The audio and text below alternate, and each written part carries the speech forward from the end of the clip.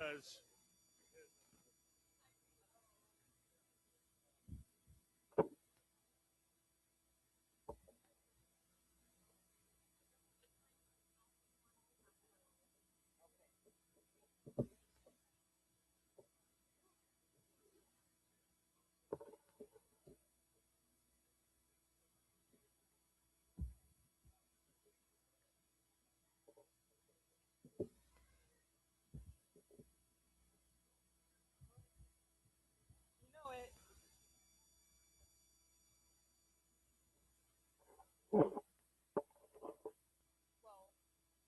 also, I brought it with me.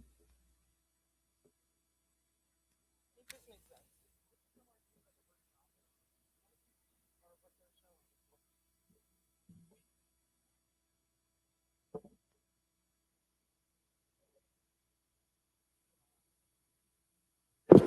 You ready?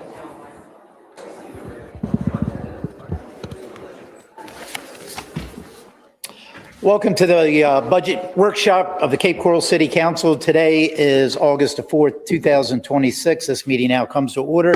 Please stand for the Pledge of Allegiance.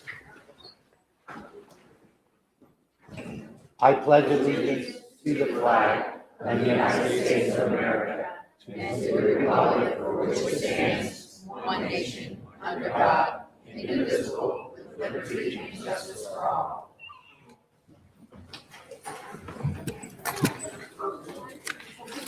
Madam City Clerk, please call the roll.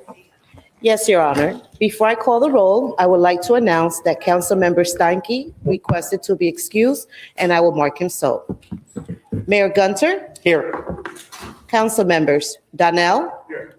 Kadook. Here. Kilrain. Here. Lastra. Here. Lehman. Here. Long. Here. 7 present and 1 excuse. Okay, thank you. Just a reminder, anyone wishes to speak during citizens input, there's a comment card box over to your right, my left, on the table. Make sure you fill out a comment card. The city clerk will pick that up so she can call your name in order to come up participate in citizens input. Item 5 is citizens input time. Citizens input is a maximum of 60 minutes as set on the input of citizens on matters concerning city government. 3 minutes per individual. Please remember to state your name for the record. We'll be using the podium to my left, your right, here in the center of the room. Madam City Clerk, if you could go ahead and begin with calling citizens input. Wes Owen and Tom Shadrack.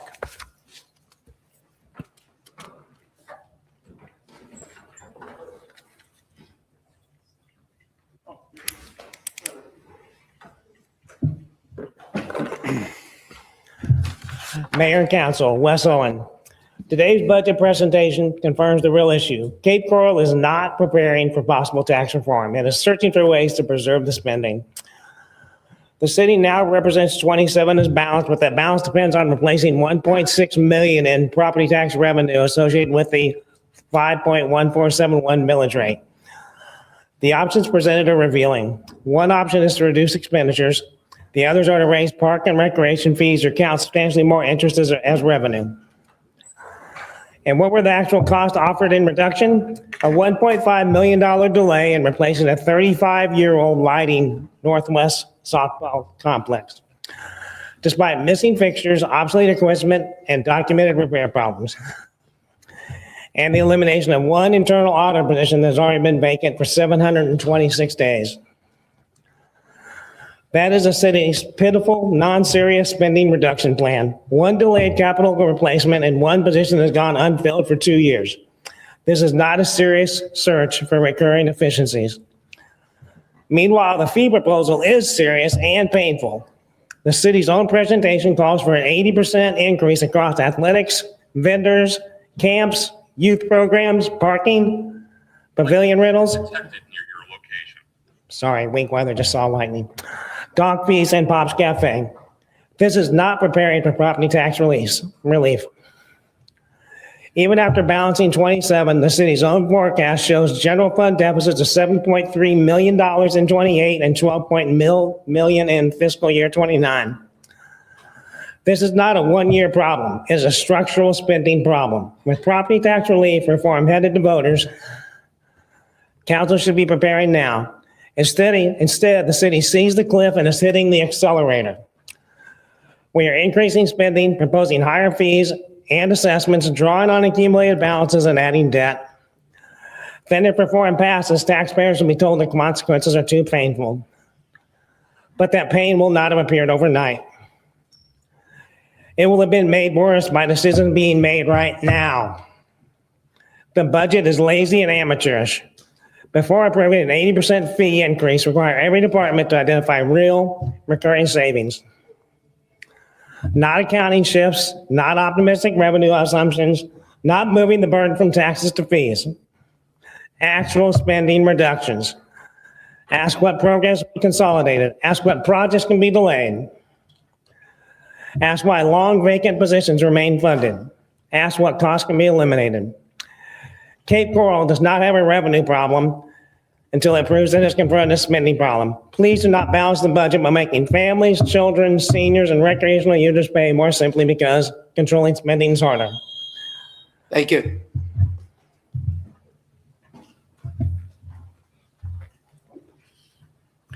Hello, Tom Shadrack. Sorry, I was playing golf this morning, came straight from there, so I'm a little underdressed. A couple things. You have the three options for savings, the 1.6 million. I think there should be 25, as Wes said. There should be a lot more choices to make. Obviously, the number 3 is something I've been near and dear to my heart about recognizing interest revenue in the budget. So it's great that it's on there, but 2 questions. And it's really all about transparency. Use it or don't use it, or put it in reserves, but recognize that it exists. And I have 2 questions, of which I'm sure the city manager or finance knows. How much interest revenue have we earned already in fiscal year 26? My guess is the count that it's in has a surplus right now of $15.6 million.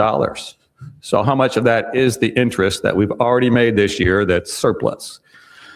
And what is the total? You're planning on using $3 million of the interest for next year once it's earned, but how much is predicted that it really be? My prediction that there'll be over $9 million of interest earnings next year by understanding just in the general fund. That's not all funds, just the general fund. And you're going to only use $3 million of it. That's conservative, but it's a start. It's a great policy to add to our financial policies. Okay, a couple things. I was looking at the proposed budget. I didn't see any budget for the delta that's needed for the fleet maintenance facility. You guys parked, tomorrow you're parking in the budget amendment for the reserves that we put for fleet and the yacht club, but I don't see how that's getting completed in the budget for next year. I didn't see anything on fleet maintenance building to finish the value of it. And I didn't see anything on any of the other phases for the yacht club. I'm still curious about phase 2, what it does entail. I talked a little bit about with Mr. Matthews about it, but $35 million for just hooking up utilities to the marina and the boathouse seems pretty excessive. I know that's the road work. What happens to the parking? I think you guys should all have a little better understanding before you get a proposal in a month or 2 and then have to make a decision. You should know now what the real scope of that is. Maybe you do. I don't know, but it's certainly not clear to the public. Okay, good luck on these decisions. Looking forward to the discussion. Thank you.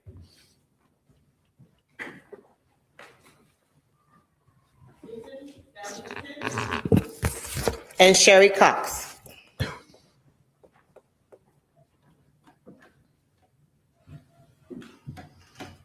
Good afternoon, Council. Good afternoon, citizens. My name is Susan Billington. I've been a resident of Cape Coral for 25 years.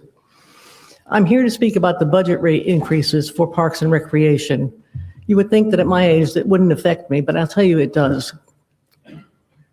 When I see students who participate in sports like the Cyclones or like the Football Association, I see kids on my school campus that come in wearing those jerseys with pride and with respect. I see students who can conduct themselves in a good manner, who know about team building and working as a team and leadership. These are students that we love and we're well behaved. They're also students who excel. They're the students that make up our middle school sports teams, the soccer team, the football teams, the volleyball teams, and the rest of the teams that we have. It's not the schools that make these teams good. It's the people out here, the people who are the Cyclones, the people who are the Football Association, the adults and the kids who bring that talent to our schools. It is these people and your generosity and your budget that allows us to have those great students here. These students are also students who go on to play on the junior varsity and the varsity high school teams. Some of them skip JV altogether and go straight into varsity because they're talented and because they practiced.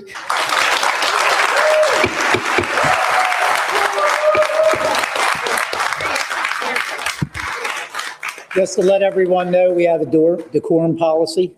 There's no clapping allowed. If you want to raise your hand and do something like this quietly, feel free to do it. But please, no clapping during the meeting. Go ahead, ma'am.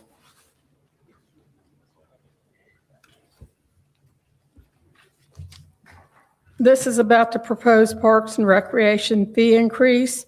My name is Sherry Cox. I'm a full-time resident of Cape Coral.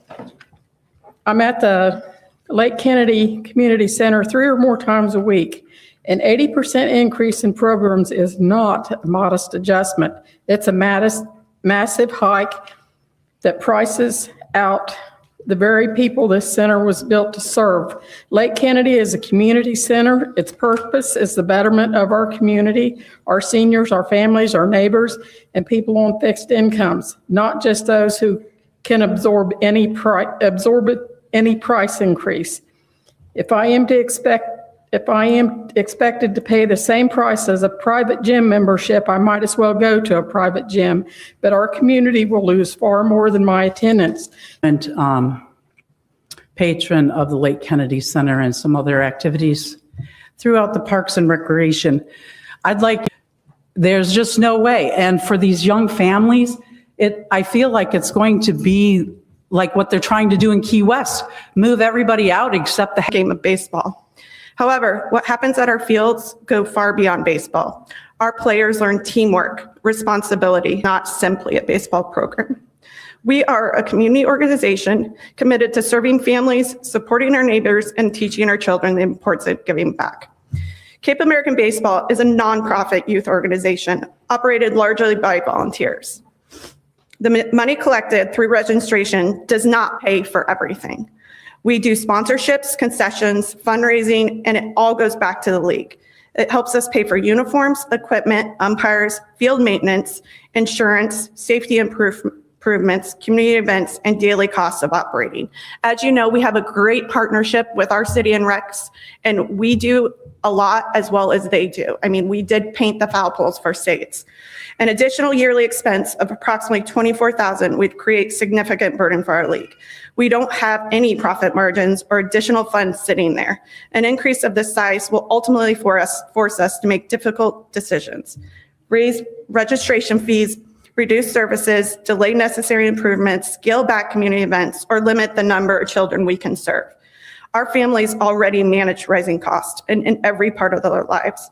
Youth baseball should not become another opportunity that children lose simply because family can't afford it. We work hard to keep Thank you. Someone has to read the rest. Amber Wire and Nicholas Decker.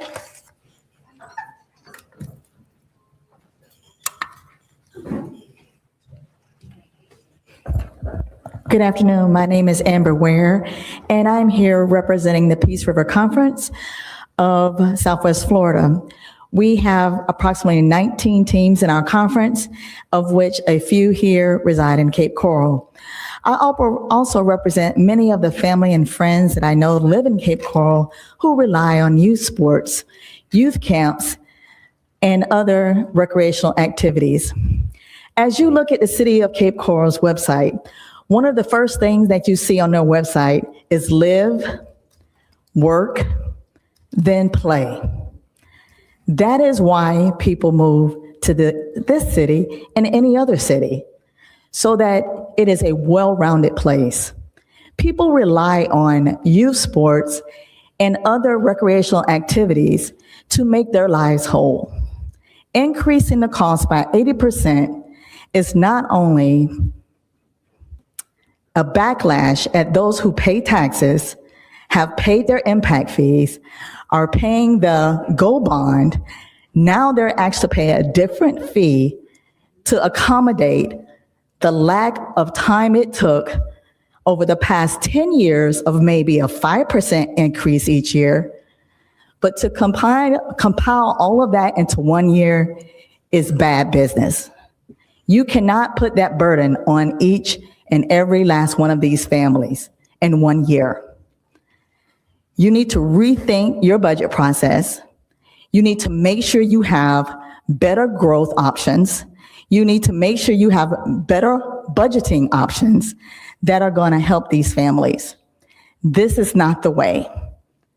And when it's time to vote, many people will remember this. Thank you.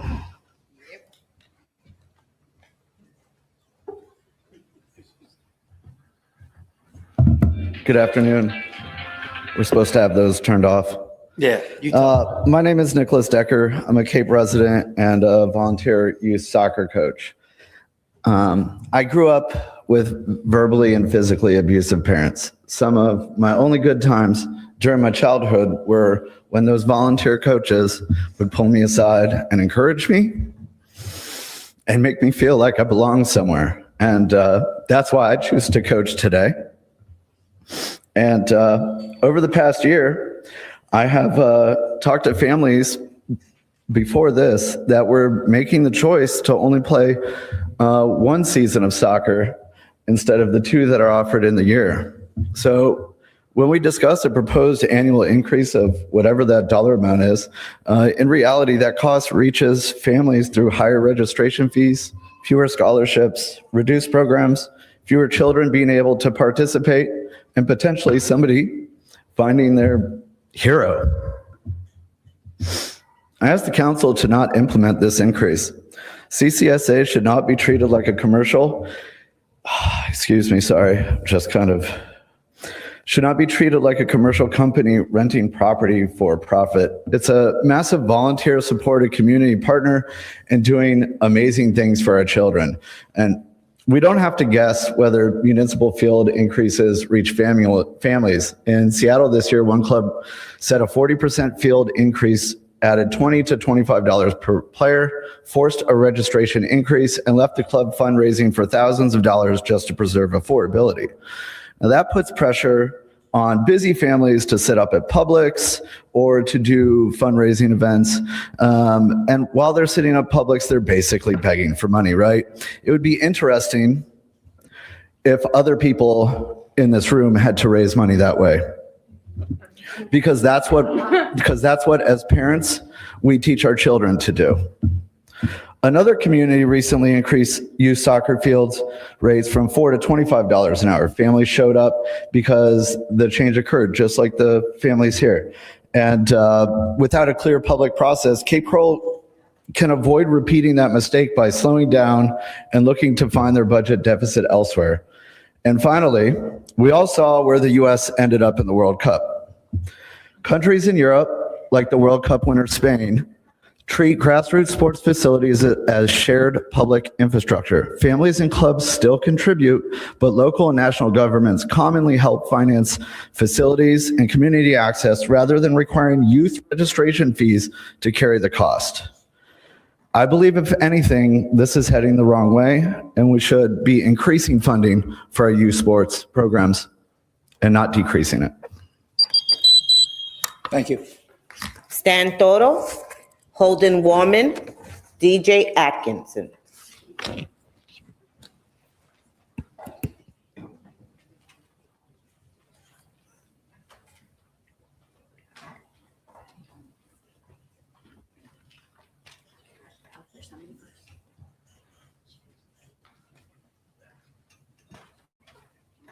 Hi, I'm Stan Toro. I'm the president of Cape Coral Soccer Association. I'm going to finish off baseball's thing because I'm not a big speaker, so 3 minutes is a lifetime for me right now. All right, Cape American is also more than one individual league. We're part of a larger group sports family throughout our city in District 15. Although I may serve as president, right there, of Cape American, we support Cape National, Hancock Storms, and every organization working to give children a safe place to play and grow. The recent community discussions have brought attention to something important. Our youth sports facilities and organizations need to be supported, protected, and re-energized. We have an opportunity to work together to re-honor the history of these programs. We're building a stronger future for the next generation. We're not asking the city to carry this responsibility alone. We're willing to work, volunteer, fundraise, seek sponsorship, host community events, and be part of the solution. We're simply asking the council not to place an additional financial burden on the families and volunteers who are already working tirelessly to keep these programs alive. Please consider the children and families behind these numbers. Every registration represents a young player who needs a team, a coach, a safe field, and a community that believes in them. I respectfully ask that you vote against this increase and work with our youth organizations to find a solution that protects the city's interest without sacrificing affordable opportunities for our children. Let us work together to ensure that every child who wants to play baseball has the opportunity to step onto the field and that our league can continue giving back to the community that has supported us. Thank you for your time, your consideration, and your commitment to the families of our community. Thank you. As far as the soccer club, every time I come up or speak to people, CCSA, it's always Cyclones and Cyclones only. Cyclones is 600 players, roughly 45 teams. Our meat and potatoes comes from the recreational department, which we have close to 3,000 players. That's 3,000 players per year. At the 600 with the Cyclones, we also sprinkle a little bit of top soccer, that's soccer for children with disability, which we don't charge at all. Remember that. It's free. You know, we take that upon ourselves. We have a lot of volunteers. What this thing that's going on here, you're taxing each family specifically because registrations are going to have to go through the roof. We can't afford it. We signed a contract with the city for on the 1st, and that should be good enough until next year. I don't know what we're going to do. We have to come up with $53,000 along with the L2 fingerprinting check. I mean, there's a lot of things that go on with this. We have a lot of players, a lot of families that are on a budget. I myself had 5 kids with the Cyclones. This would destroy me. They wouldn't be playing soccer anymore. We need to do better. This isn't the way to go. Thank you. Thank you. No clapping, please. Hello, I am Holden Warman, and I play for the Cape Youth Storms football 9U team. Last fall on 8U, we won our first championship in a long time, but it was my first championship ever. I would be sad if you allow this to happen because my family would be affected by your decisions if you ask for more. Don't do this to me and my friends. We need our sports. Thank you. Thank you. Good job. Hello, my name is Dennis Atkinson Jr. First off, I would like to approach the issue that we are having today by raising the prices of sports field. I play on Cape Coral Storms Field and Koza Baseball Field, and together I play with over 45 kids for football and baseball. By playing these two sports, it has already cost so much, so why make it harder for the parents when they already work hard enough? I would like to keep playing football and baseball. In order to keep playing, these prices shouldn't be getting raised. So I am here on behalf of kids that play sports on these fields and asking you not to raise these prices, please and thank you. Thank you. Lisa Cohen Atkinson, Jackson Atkinson, and Christy Keller.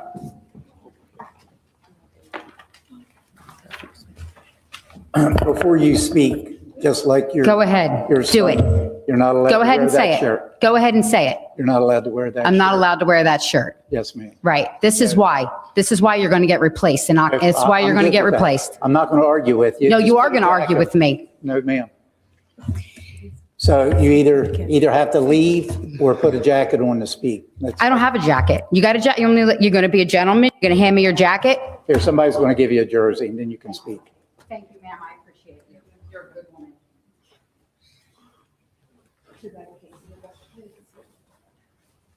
Lisa Cohen Atkinson running for mayor.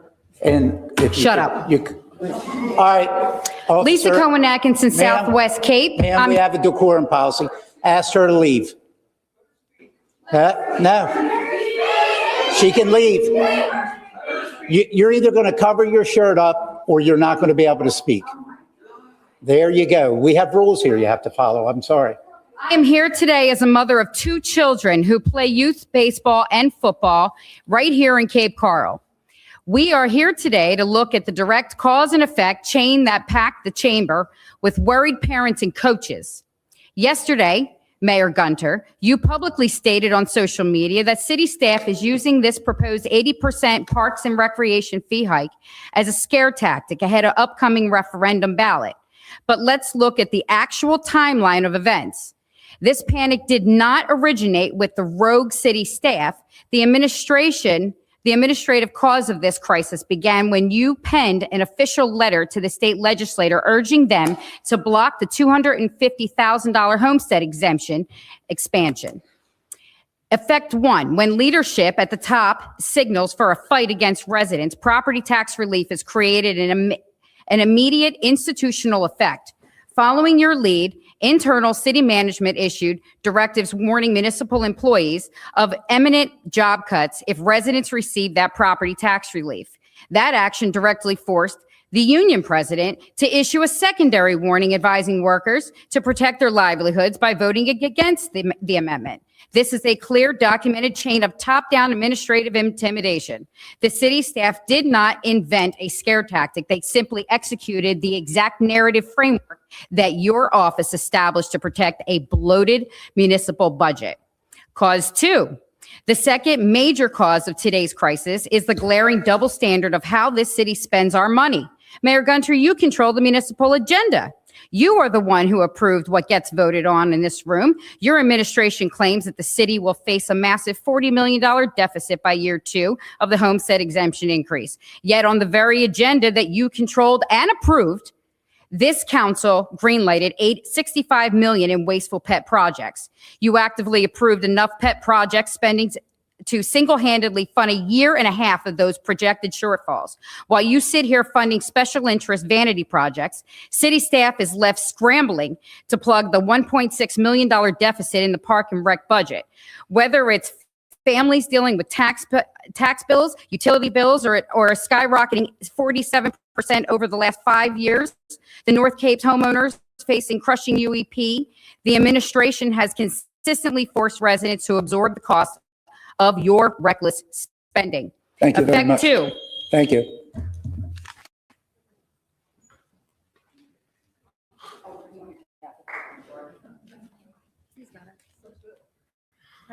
Hi, my name is Jackson Atkinson, and I'd like to speak today about sports. To start off, I play football, baseball, and a little bit of soccer, as well as I know lots of kids that play these sports. A lot of these kids have big dreams of going to play these sports professionally in the NFL, MLB, or MLS. Many of you might not know this, but the prices on sports field are being raised.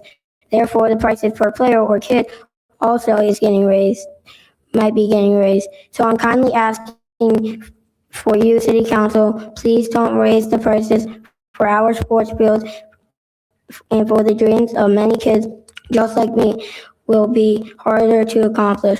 Thank you for your time.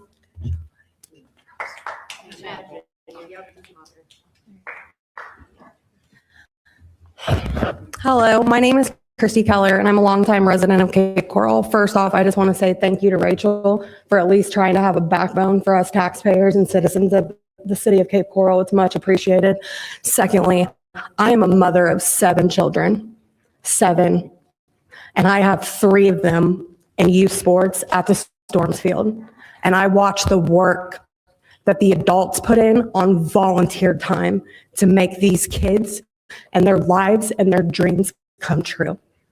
Me and my husband are nonstop going, along with any and every other parent that works day in and day out to provide for our families.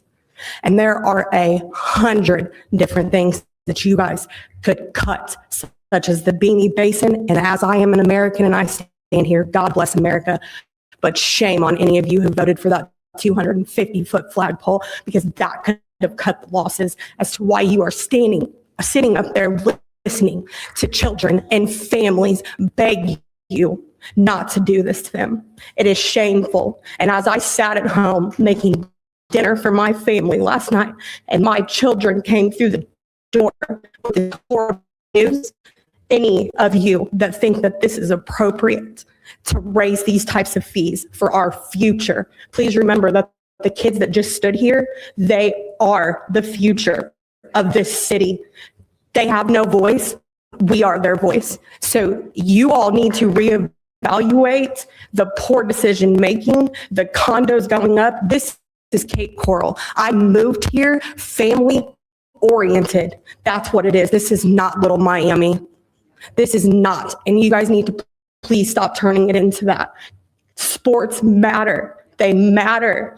If not, you're going to find our kids riding down streets because we don't have sidewalks, on electric bikes, and trying to fit in with the general public of what goes on nowadays with teenagers. You're going to be seeing cops arrest more juveniles for breaking in cars and running away and fighting and committing felonies and misdemeanors because you want to take the one thing that I know my children get dressed for hours before they have to show up and show out. And maybe if you all wanted to, why don't you come to a game on a Saturday and watch the work that these kids put in, because you would be amazed, and it would not even be on your topic of conversation to raise these kind of prices. That is absolutely absurd. It's absurd. So I'm asking you, when it comes down to this vote, to think about the children's voices that you've heard, the mother of 7 children, along with everyone else, and vote no. Thank you. Please, no applause. Your Honor, there are no more cards. Okay, citizens' input is now closed. I'll open it up for council discussion. I think I'll start off first just to make sure we clear the record, make sure it's straight. I can tell you not one council member sitting up here asked for this to be on the agenda when it comes to the park and recreation fee adjustments that's being proposed by staff. What this council did do is ask the city manager to bring back options to us so we can keep our millage rate at 5.14 mils instead of the 5.19 that is being proposed. So we're trying to keep the millage rate the same exact place where it is today. Now, staff brought the 3 options that you will hear today back to us. So not one council member up here told staff, let's take a look at the park and rec fees and charge more. That's what staff is bringing to us. So I think I want to make sure not only that the participants here today, but everyone who is watching understands that perfectly clear. This isn't something that we told the city manager to bring back to us. We'll listen to what the city manager has to propose. Like the one speaker said today, I've already advocated yesterday that I wouldn't support it. So it was before this meeting even started. I don't agree to the increase. And if we were ever going to have any type of fee increases, I think it should be incrementally applied, not go from here to here in 1 year. So that's just my personal belief. We make all of our decisions collectively as a council. But I am not going to support the park fee increases. And if we were going to entertain either park fees or any other fees in the city, I think it should be a incremental approach where you do it over time. If the need is there by the data that shows that the fee should be increased. So I just wanted to make sure we clarified why we find ourselves here today. And I know you'll probably be here for the discussions and hear the options that staff will bring forward. And then as a council, we'll make that decision. That's our job. But staff's job is to bring us options, and that's what they did today. Councilmember Donnell. Good afternoon. And I cannot tell you, to the young men, young guys that spoke, thank you. I mean, that took a lot of courage. I couldn't do that I couldn't do that at your age. So thank you. And I just want to say thank you for all of the parents that came. Thank you. I do need to know before I get into my comments, how many of you all, I just need to know before I start talking, how many of you all out there, this is your first time ever physically coming to this building for a meeting? Okay. Thank you very much. Now, why is that important?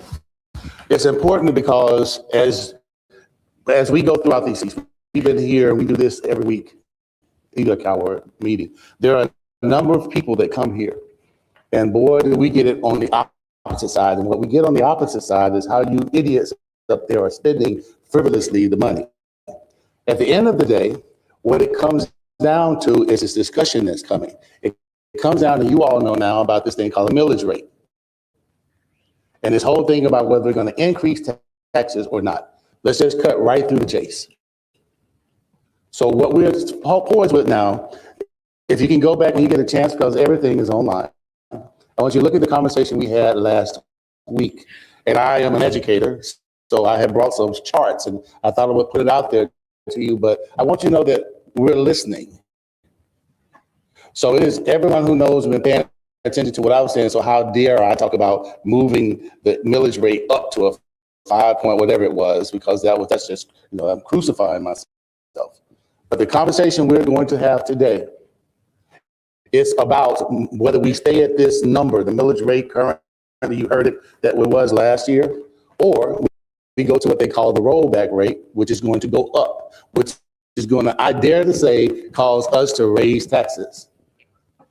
So the difference in that, you can have a philosophical conversation about it, but for me, it always comes down to a number. I'm a data type of guy.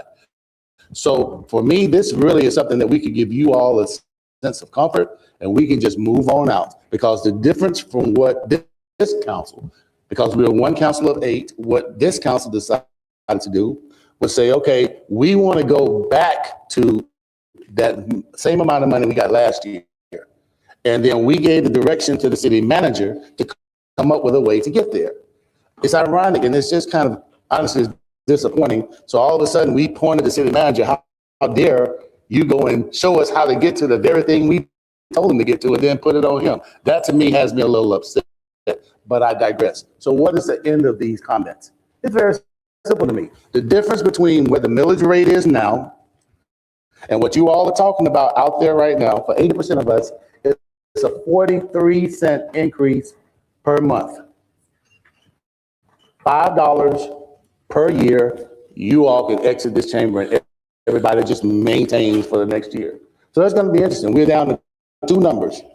You heard the one already up there. Either we stay where we were last year, at the millage rate is a 5.171. I can't remember what the number, because me, it's about the data. We either stay there. If we stay there, we're going to have to cut.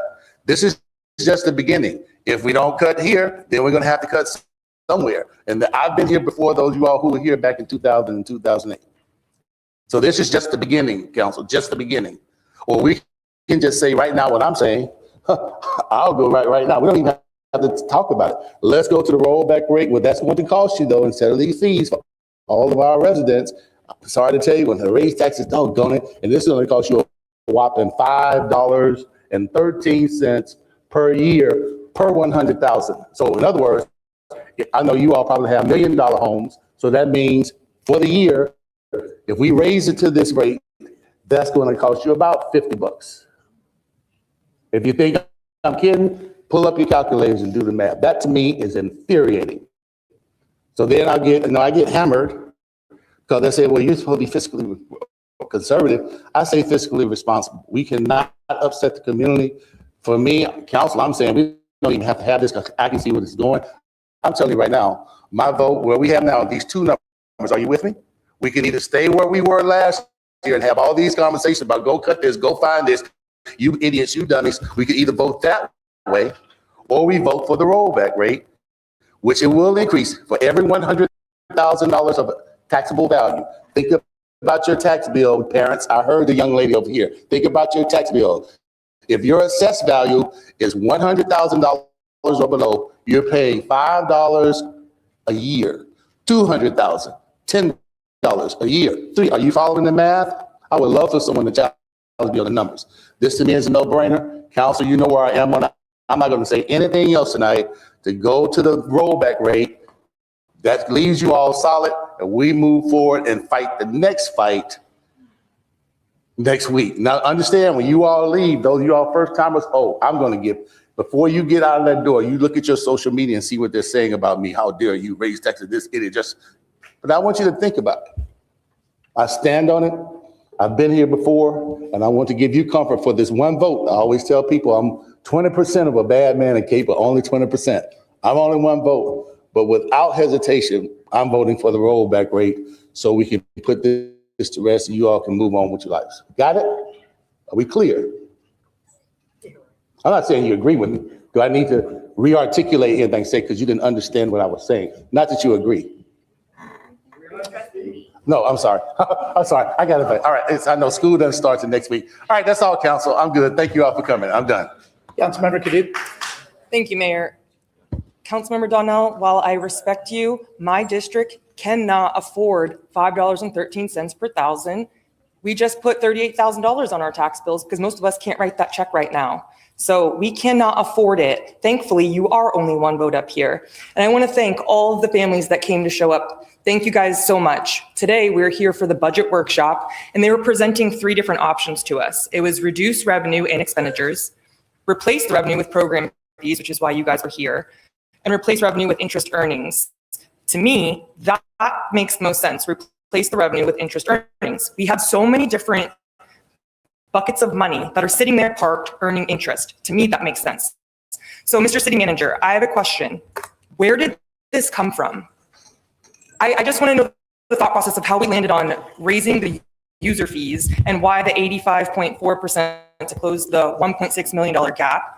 Or is this to replace in our June workshop, it showed $13 million deficit in our user fees. So I'm just wondering where this came from. I was going to speak. Do you want me to do it now or do you want me to wait till after? Please. Okay. So I also want to thank you all for coming. We've been looking at a series of budget discussions since January. And it has been clear to us in administration that the council is looking to hold the millage rate for your property taxes at the same rate we have this year. What that will do is generate basically the same amount of, a little bit less revenue than we would had we adopted the rollback rate. The proposed budget that I put out included the rollback rate. That was 5.198 compared to the 5.1472. And so we have a balanced budget. That is one option, right? So aside from the 3 that are be presenting today, one option could be for council just to adopt that budget. However, it was very clear in our last budget workshop that a majority of council wanted to try and hold our millage rate to a lower number, less property taxes. Unfortunately, in that meeting, there wasn't a clear consensus on how to close the funding gap, which is that 1.6 million, where it would come from. Some council members were looking at cutting vacant positions. Other council members were looking at cutting things that they didn't think were a priority. Other council members asked for me to find additional revenues. And so it's my role to look at what the consensus, what I think we could get 5 votes from city council out of to adopt a budget. Now, where we wind up with today is when I'm specifically asked to look at how can we find revenues, there are very few levers that are left available to administration and the council this far along in the budget process.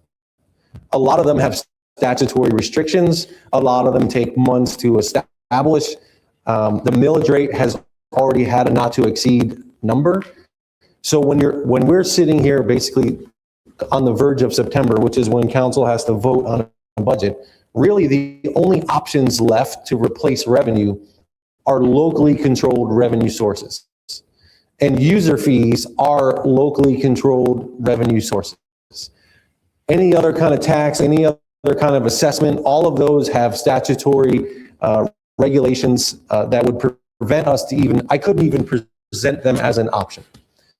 So we're left with very few revenue options to present forward. And so what we tried to do was find a way of doing a shotgun blast and proposing a bunch of different things that really there was no consensus among council. We sat down in administration, we started to talk about, okay, where can we find this amount of revenue from what we have locally available? That's where those two revenue options came from. One is the interest earnings, one are the user fees. On the expense side, same thing. Instead of shotgun blast of cutting a whole bunch of different expenses, where can we identify a single expense item that is quality of life? And I don't know, I did see a lot of you say that this was your first time in coming to city council. So when we're building a budget from $0 up to the budget that we have a funding priority for how we allocate those dollars. Public safety is always first. Police, fire, emergency management.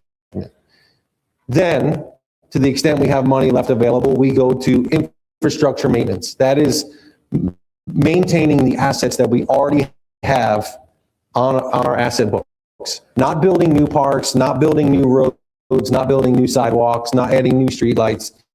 It's maintaining the assets that we have.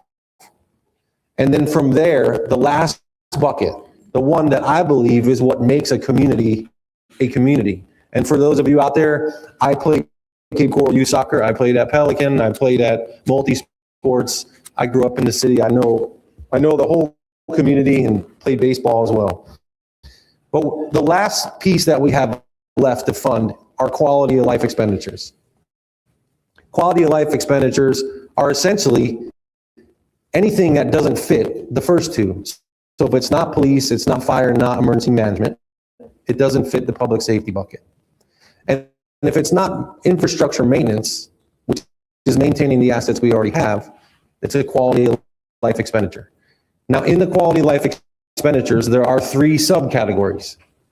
There are quality of life expenditures that are fully self-supported by revenue. Those would be, for example, passports. We offer a passport service here in the city.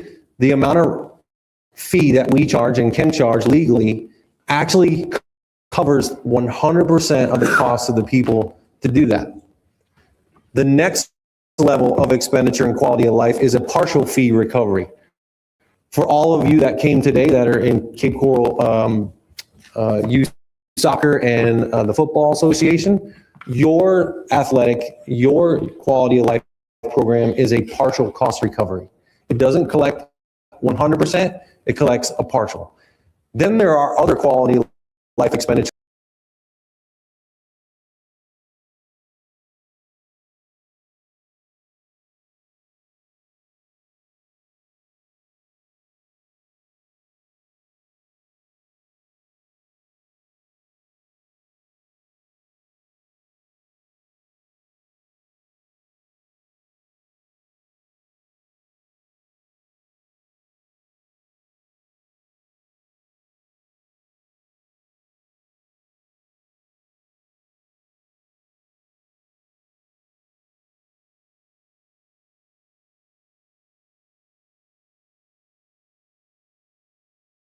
On taxes.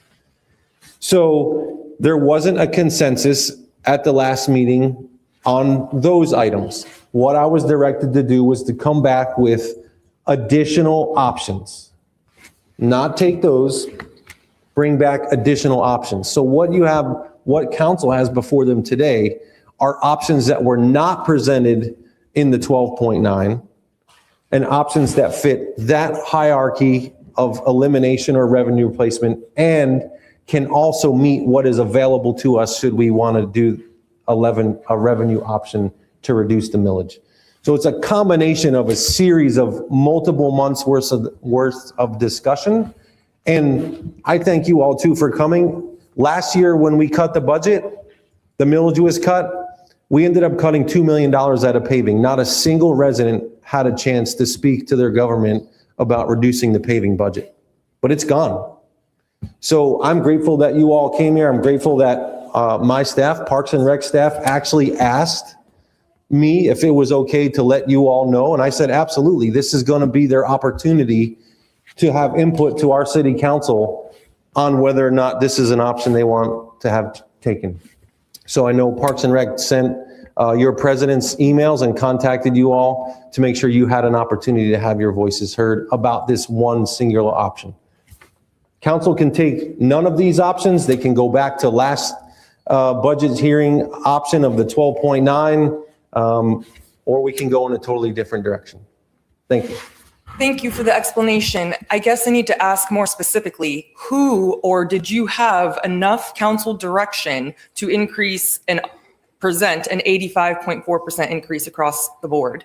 I just don't know where that specific policy came from.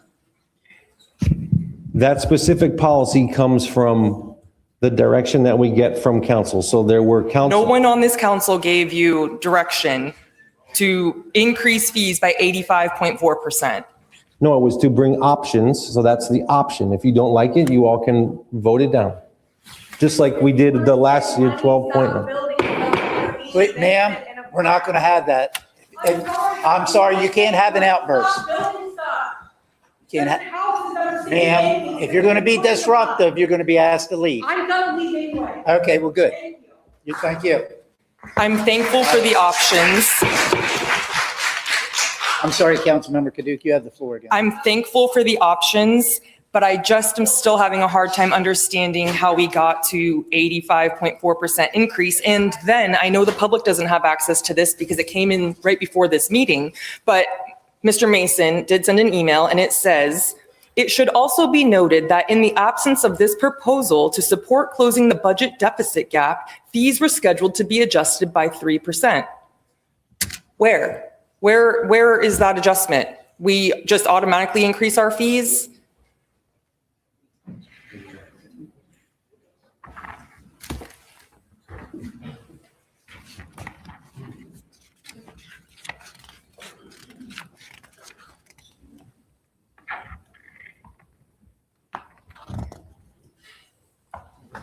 Good afternoon, Mark Mason, Assistant City Manager. Council member, yes, the authority to adjust the Parks and Rec fees is included in the most recent resolution that the City Council adopted or approved for Parks and Rec fees. And so as we develop the overall budget, there is a 3% inclusion in the in the fiscal year 2027 budget. You're speaking specifically to Resolution 321-25 Correct. from last year, not the one that you're presenting tomorrow night. Correct. Okay. So with that being said, I want all of you to be aware that apparently there's a 3% increase already built in that could be hitting everyone's wallets. Is that correct? Correct. Okay. Thank you. And about tomorrow's resolution that's on the agenda.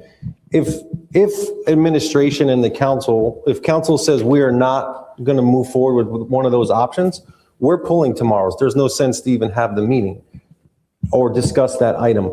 The reason it was on for tomorrow is because when you look at the time frame to adopt the budget, if you all wanted to do that, this is the time that it needed to be brought forward.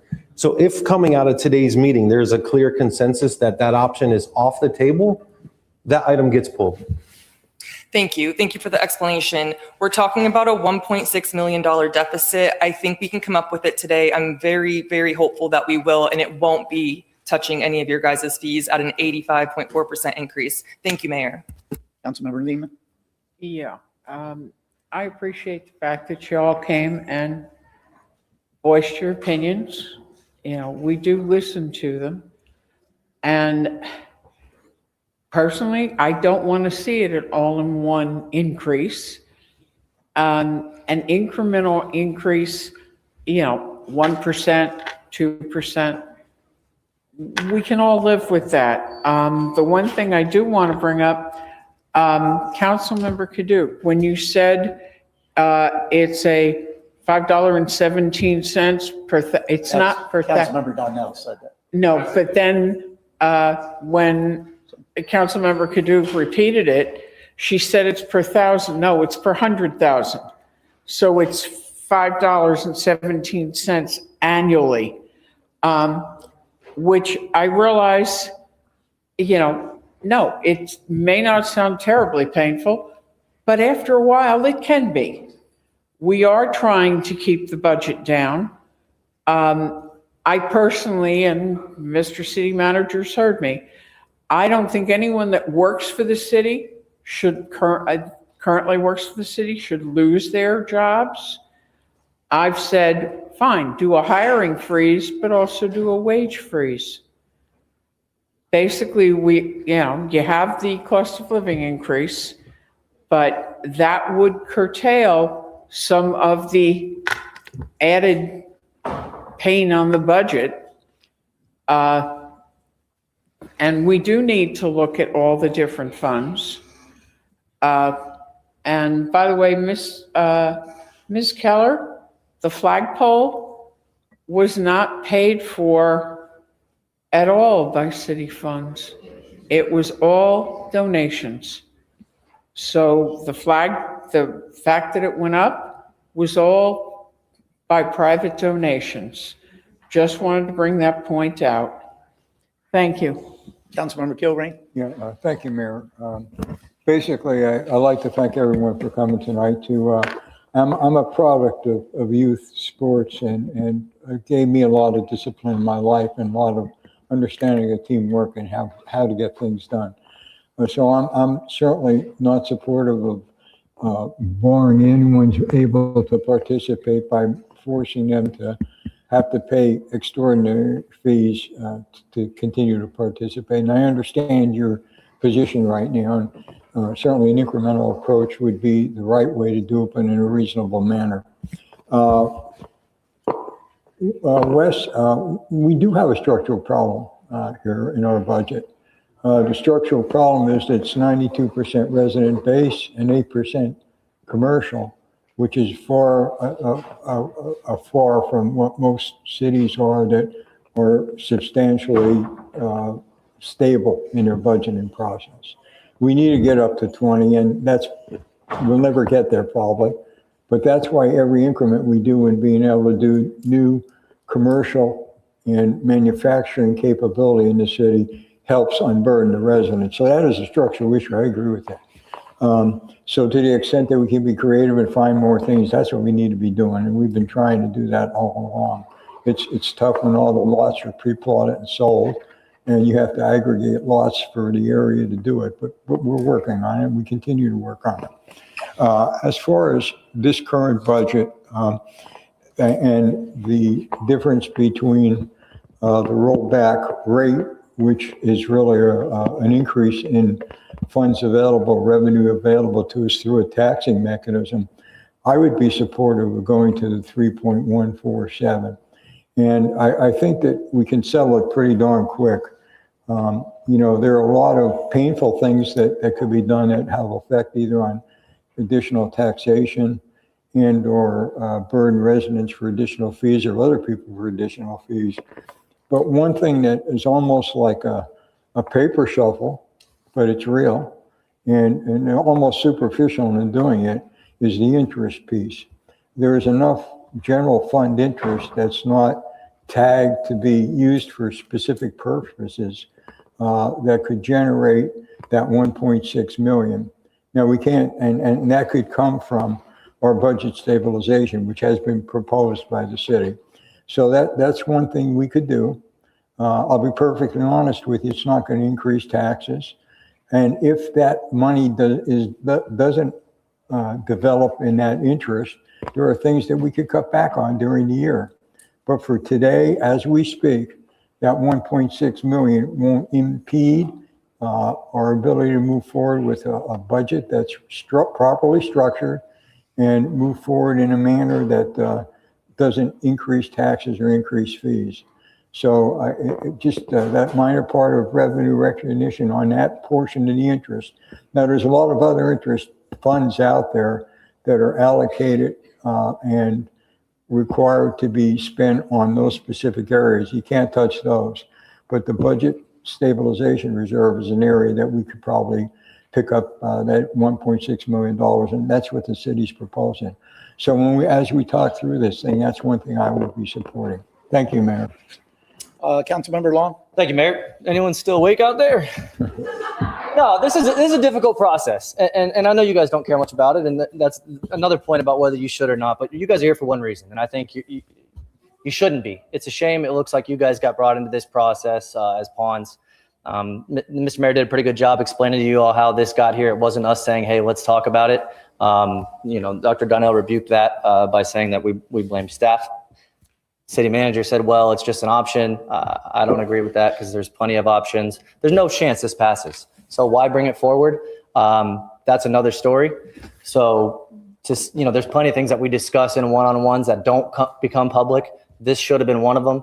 J.C. Park, for example, we just got a dang questionnaire in our email about something that we could discuss technically in public, but we're not bringing that publicly. So why bring this publicly and generate all this drama and have these poor people come here thinking that there's any chance that we're going to raise the fees to this?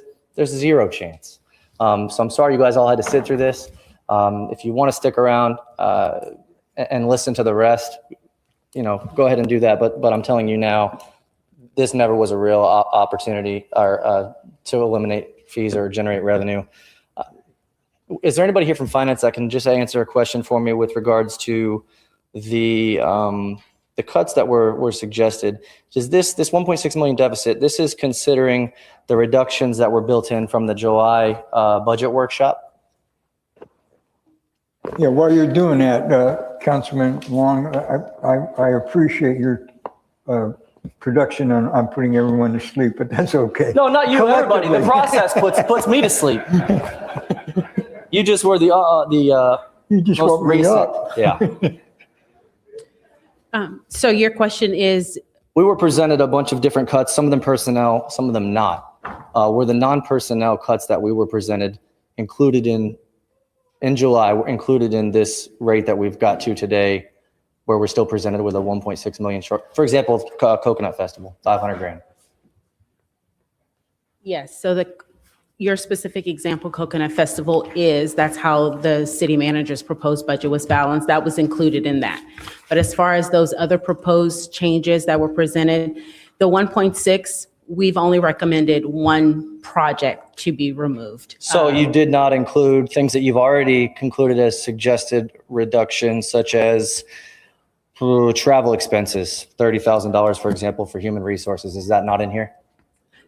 Nothing from the $12.9 million exercise, nothing from that list was included. Okay, so color printing at $7,600, for example, for human resources, that's also not included as a reduction that we made before we even went towards removing or increasing fees to the athletic fields? No. Okay, so is anyone on this council in agreement that we should not look first at the cuts that were already provided to us? For example, the $40,000 for travel, the $7,000 for color printing, before we look at increasing youth recreation activities for our kids? No chance. So again, you guys have been made pawns in this process. There's zero chance that we're going to go after that. We haven't even looked at other options. So we're going to forego all of these things. We're choosing to pay for color printing before we raise revenue from these children in these athletic fields. It's ridiculous. The city manager's going to say, well, you guys said we don't want to do that. We don't want to eliminate personnel. That doesn't mean that you couldn't look through all the other proposals that you guys already went through the trouble of creating as reductions and going towards that before we go towards this. It's unfortunate that we've got here, but that's where we're at nevertheless. I'm sorry you all were brought into it. That's it. Thank you. Okay, thank you. I don't see any other lights on. So I think we'll be able to answer your question here pretty quickly. So if you just give us about 2 more minutes, I think you'll know your answer. We're going to move on to the next item in the agenda, which is going to be the FY27 budget discussions continued. Now, we have some options on the table, Council, that we're going to talk about. And I know we're not only allowed to speak about those options. In my opinion, everything's still on the table. But the question that I have that I think that we need to answer is to eliminate any option on here by a majority consensus of this council. So it's not even an option. And I would like to maybe start with, and I'm specifically asking about the park and recreational fee adjustment to see if anyone wants to entertain that at all. Because if a majority of us don't, to me, that's not an option. So I think we need to clarify that first. So Councilmember Kadu? It's not an option for me. Never was. No one. Never was. Absolutely not. So that option is off of the table. I apologize that you had to come and participate in this. When I saw it on the agenda, even the one speaker said, why'd you put it on the agenda? I am the one that approves the agenda, but I don't make the decisions. We make decisions by a majority of the collective. If I sat and approved the agenda each and every week and said, no, John doesn't like that, I'm not putting it on there, that's not my job. My job is to put it on there and let this council make that decision. So I think that's extremely important, because if I did that, then in my opinion, I'm being unethical, because I'm not allowing this council to have that discussion. I'm only one vote. There may be 5 people that will agree whatever that item is. Just because I said, no, I don't agree, that doesn't mean I don't put it down on the agenda. That's not how we do business here. So, but anyway, that answers your question. You don't have to worry about the park fees. So thank you for coming. Mayor, to close that one, we should let them know that administration will be pulling the fee item from tomorrow's meeting. Yeah, it won't be in our agenda tomorrow. We'll pull it in the beginning of the meeting. Thank you. All right. So let's go ahead and move on, Mr. City Manager. Sounds like we got a minimum of 2 options on the table. So I'll give you the floor first. I'll just anything related to that one, just skip over it. Thank you.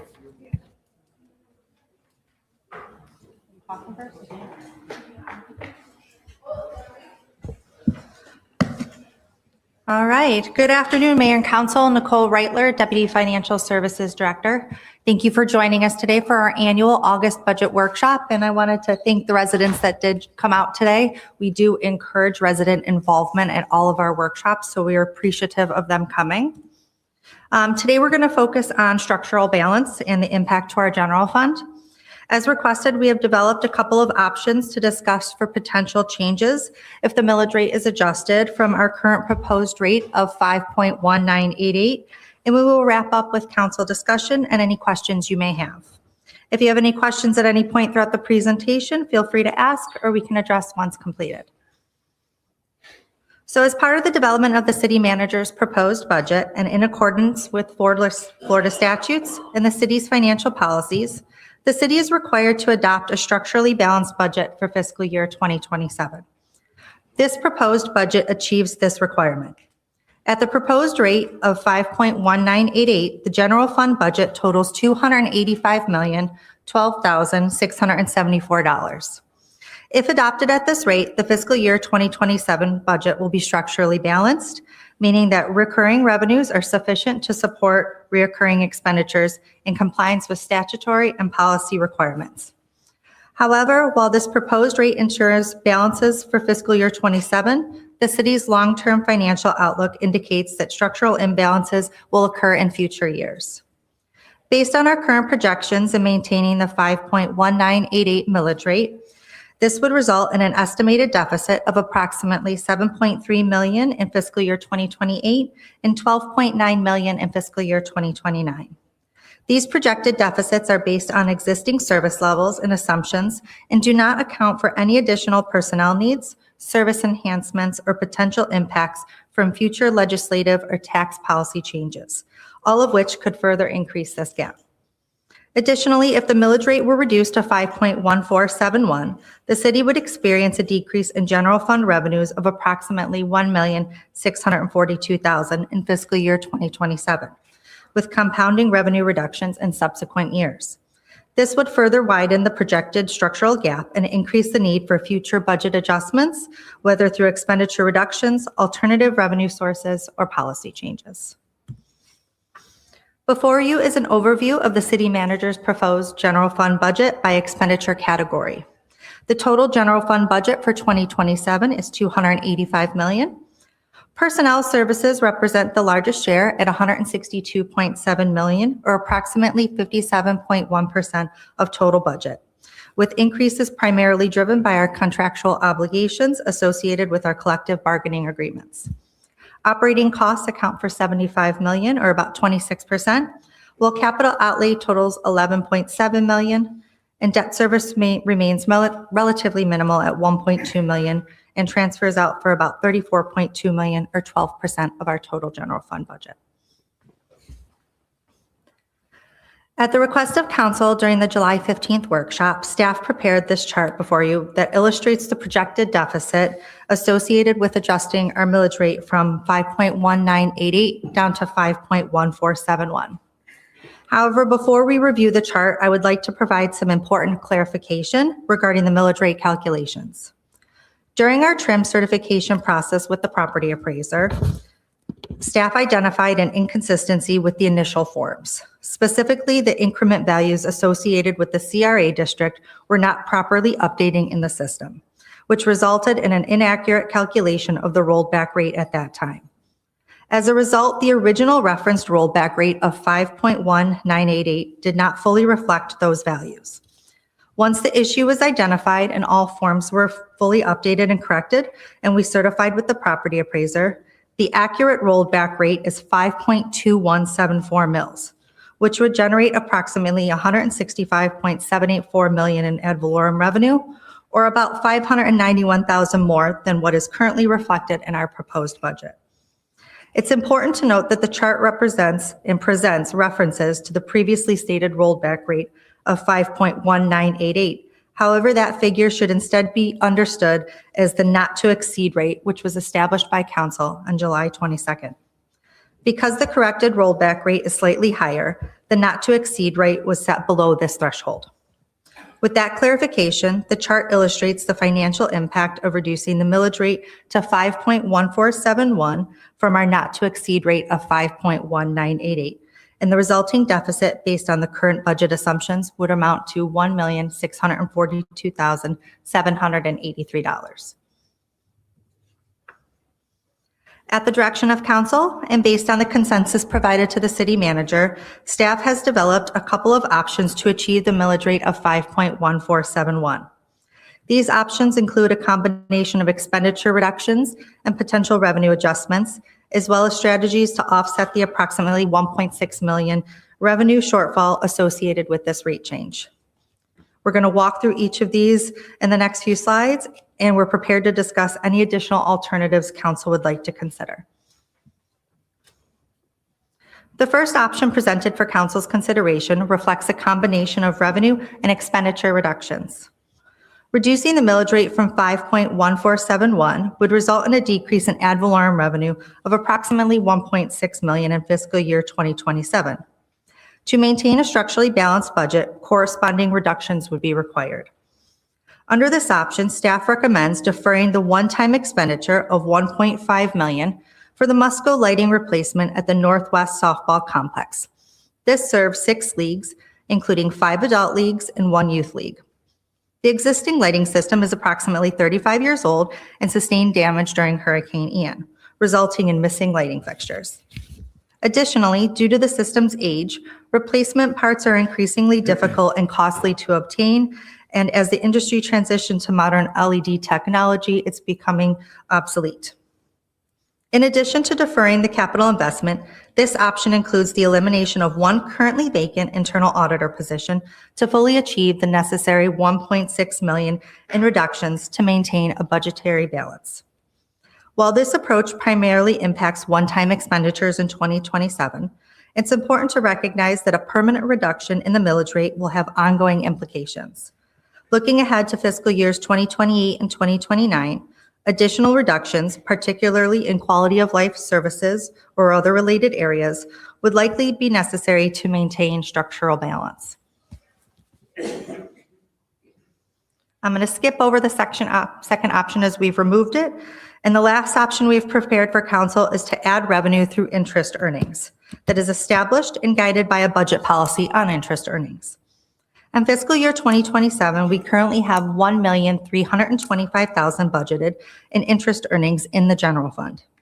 During the development of the budget, we take a prudent and conservative approach each year to what we are budgeting for interest income, recognizing that rates can change on a dime as they have in the past.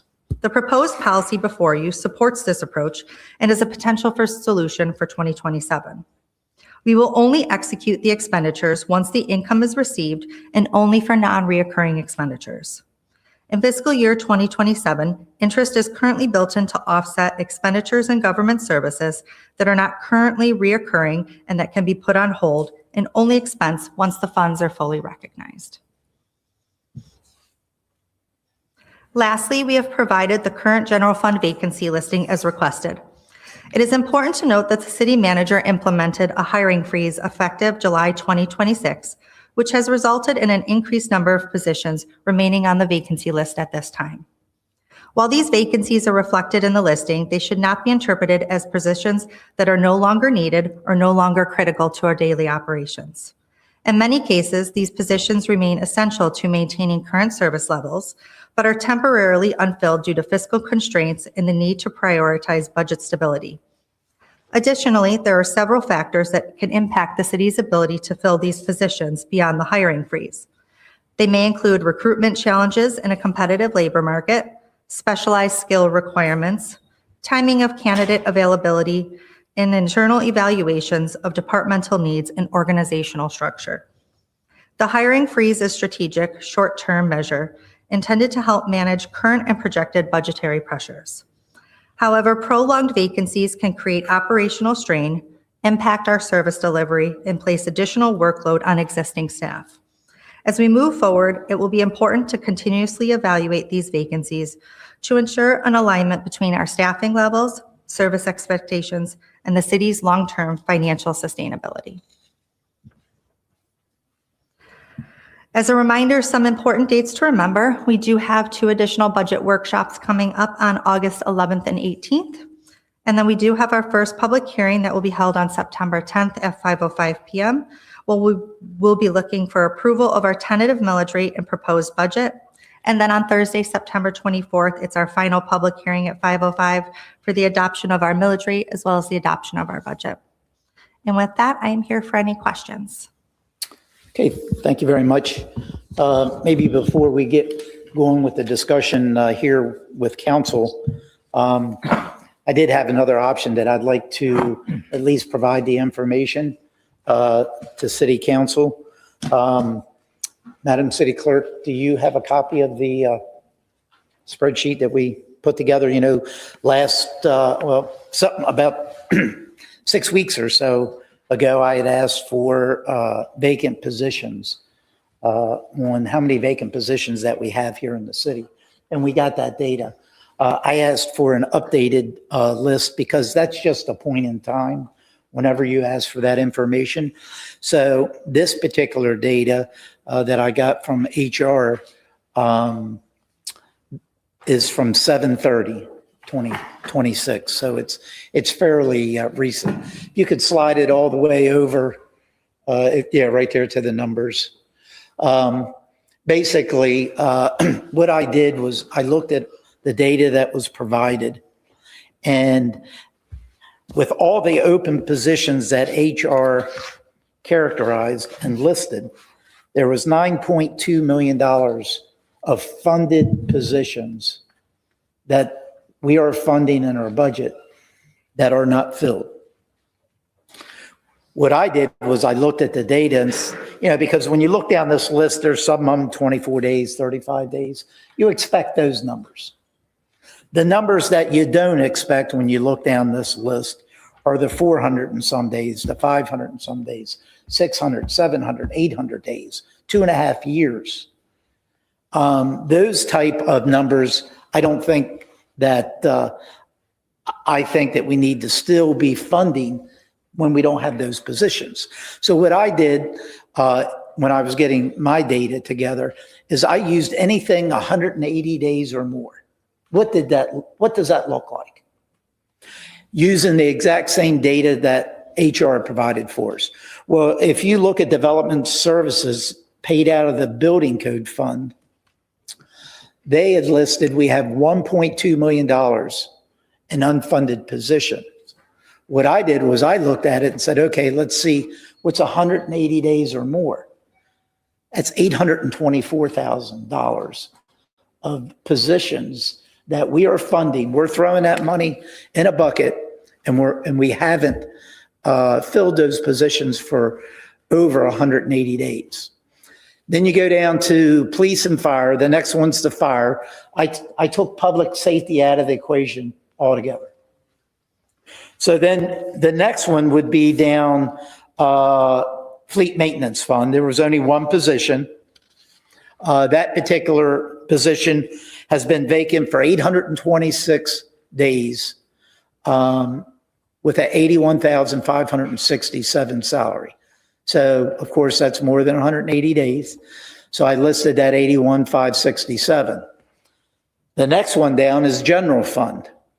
And it starts on this page and goes over. But if you look at some of the numbers there at the bottom right-hand corner, you have positions at 294, 700 and some days, 881 days that have been vacant that we have been funding year after year, but they're just sitting there. Could we go to the next page, please? The next page, you have a couple more for the general fund, 292 days, 230 days. And if you look down towards the bottom, HR said that all of the positions in the general fund that are open today equates to $3.6 million. Again, let's use the 180-day rule. If you apply the 180-day rule, then we would have $871,338 left over in the general fund. A little over half of the 1.6 that we're looking for in the general fund. But let's move on. The next one down is the stormwater fund. If you look at the stormwater fund, we have several positions in that. If you go to the next page, please. All of those positions that are vacant in the stormwater fund is $1.4 million. You apply the 180-day rule, where it's 645,000. And then lastly, if we look at the water and sewer fund, HR said that a little over $1 million in salaries that are open today. And if you look down that list, every one of them is 180 days or more. And that's a little over $1 million. So if you apply the 180-day rule, that's where I come up with the $3.5 million down there on the right that we could save in our budget right now. I'm not saying cut any positions that are filled. I'm talking about doing away with funding that we're throwing in a bucket and doing nothing with. I think that's one of the things that we need to surely be looking at. Now, the 9.2, that's all the positions. It takes time to hire people.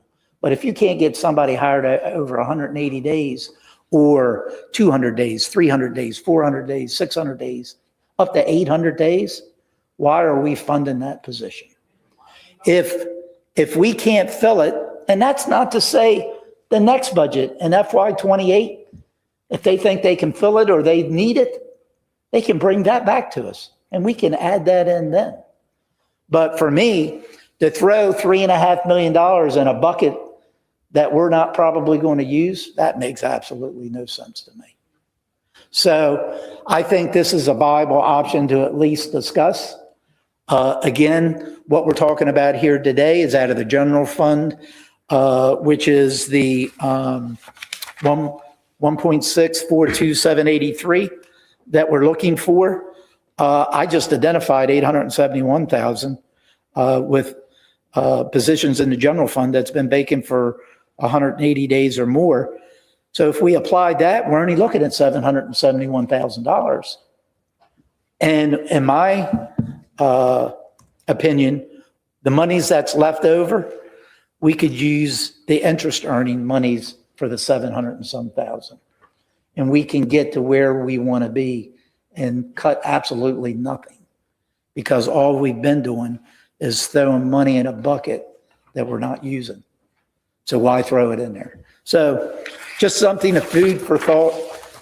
That's an option that I came up with that I thought it was at least worth exploring. So that's why I wanted to mention it.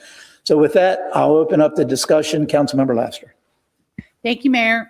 Thank you for doing your homework. Thank you for this innovative solution. We've done it in years past, so I'm very happy about that. And I really just wanted to say, and you said it already, I would recommend, my recommendation, my direction would be that we use those open positions in addition to interest earnings, and then we've made up the deficit.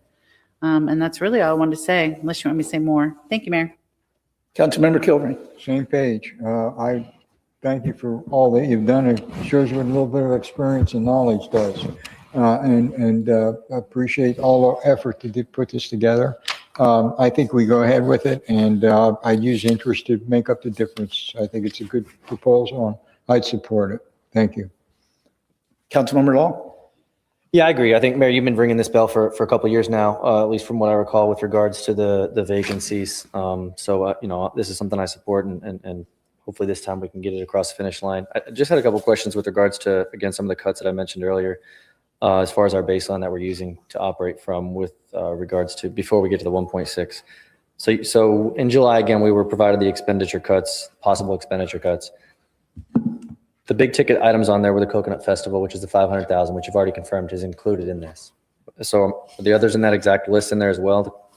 The fiber and wireless operating at 1.726, the 500,000 for the elections, and then the 200 for the banner, or 20 for the 200 for the banner program.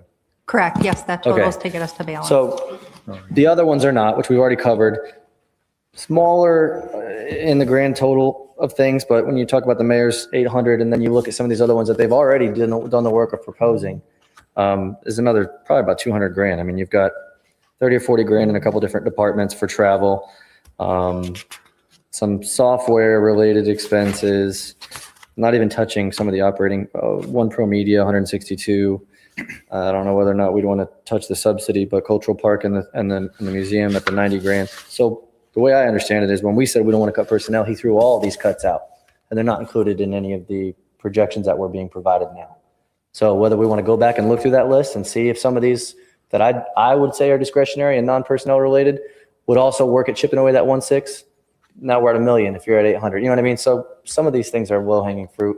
Others, not so much. I don't know how much we want to belabor it, but you talk about the budget book printing or the on-the-move printing, those sorts of things aren't included in this. So just another idea as far as, the smaller 1.6. On a larger scale, if we had a bigger nut to crack, it wouldn't change much. But if the mayor's got a 800,000 solution, and then you add another couple $100 grand on that, we're pretty close to that 200. We could still fill the gap with the interest or what have you, but I don't think just being lazy and saying, oh, no, we'll leave all these alone, even though they've already presented them as options, and just filling the rest with interest is the most prudent. But I'll leave that up to the rest of you. That's it, Mayor. Thank you.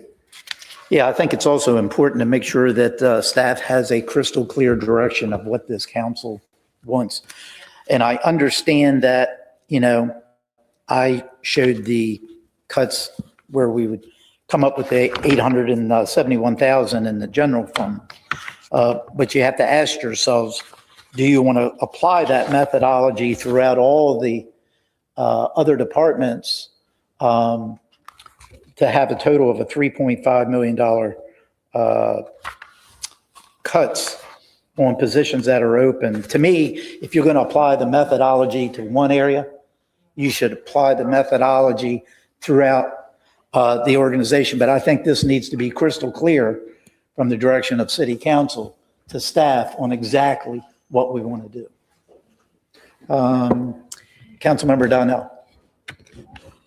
Yeah, I would like data, me, is about the data. So the question I need to ask the professionals out there, because that has my attention. I'm looking at these numbers. Whatever number you pick, I'm looking right here. You have 800 days, 700 days. The question, what is the philosophy from why we continue to roll these? Because we've been talking, Mr. City Manager, we've been talking about vacant positions since 2007.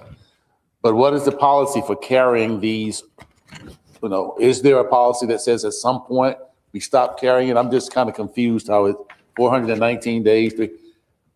I just need someone to explain how we carried it that length and continue to put it in there when it hasn't been filled. I'm gonna let finance or HR disclose to you the number of days.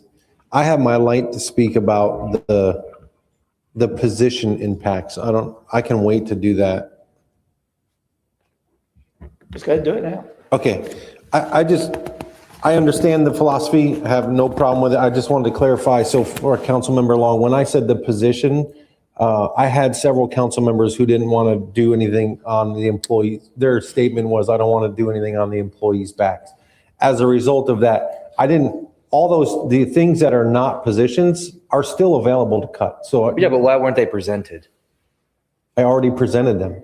So but these guys, we didn't know that. Understood. So the vacancies, to me, what you're doing is you're taking that work. I think you and I had a discussion. Is it work stacking up on the desk, or is it things, not getting done?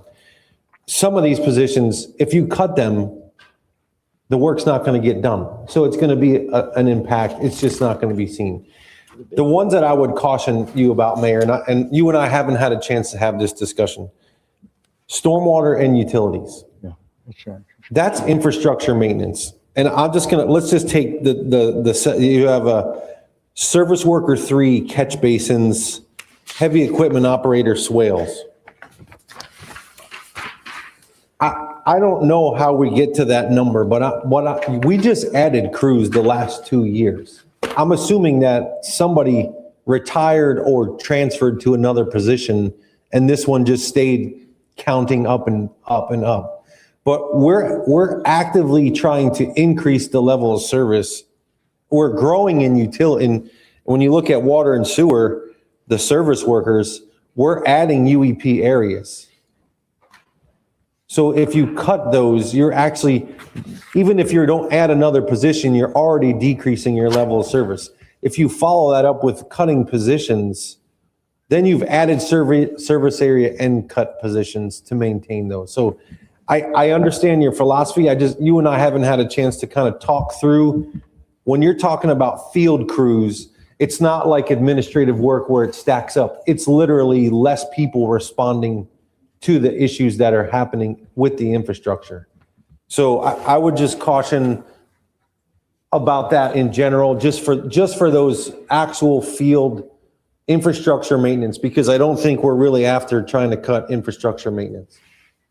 And before you look, that still doesn't make any sense to me. The question is still on the table.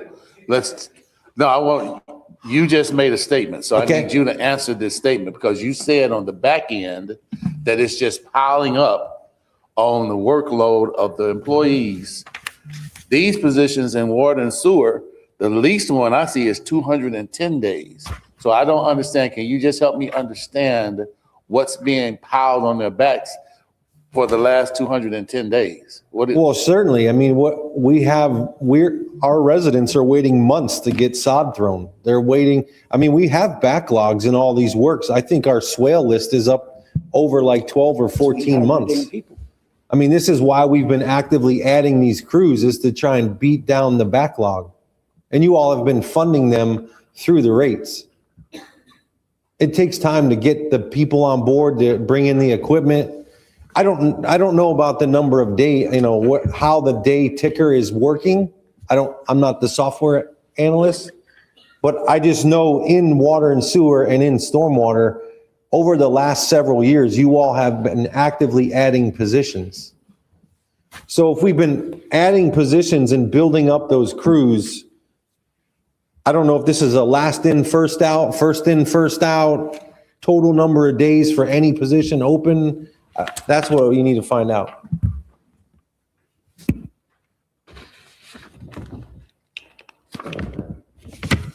Yeah, I mean, I'm even more confused now, because I guess what you're saying is the exercise that the mayor just did, the 400 days could not actually be 400 is that's what I just concluded. These numbers are, we're not 100% sure that 406 days is actually 406 days of this particular post being posted without someone being in that position. That's what I just heard you say, which impacts the very conversation that we're having. So the question is that what you're saying? The very first one in the stormwater, just as an example, for 406 days, you're not sure that it's been 406 days being posted and not being filled because we don't know the ticker. So if I can add a little Yes, bit of ma'am, please. context. We are functioning in a new HR system. And so we work on a one-to-one. So we have a position and one person fills that position. And so we may have 10 service worker positions built into the system. And so as someone leaves, we may be experiencing a situation where that person is replaced in the position that was just vacated versus the oldest position that's been opened. So it's not, that number may not properly reflect how long that specific position has been open, because it's, if we have a person leaving, their replacement is put back into that position that was just vacated instead of the oldest one being open, if that makes sense. So it's not a position there, it's been filled. I'm sorry? So the position actually has been filled? Not necessarily has been filled, but that number may not represent how long that position has actually been open, but there may have been some type of vacancy within those total positions available. Let me give you an example. Let's say we have a pipe crew, a swale crew, and a catch basin crew. All of them are 3-person crews. There's a vacancy that starts on the pipe crew. So the clock starts ticking. And then there's a vacancy that happens on the catch basin crew. We fill the one of them, but since one of them is still open, the ticker is still counting. Now a vacancy opens up on the third crew, the catch basin. We fill one of the service workers. It gets distributed to whichever crew needs the person the fastest. The ticker's still counting because there's an open service worker position. That I did follow. And my last one, thank you, council, for being patient with me. So when you have one-off positions, it's going to be very accurate.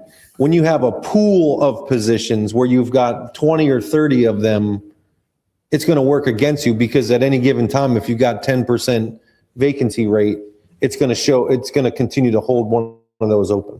And how does that, take that off the table, the water and sewer, with respect to the general fund?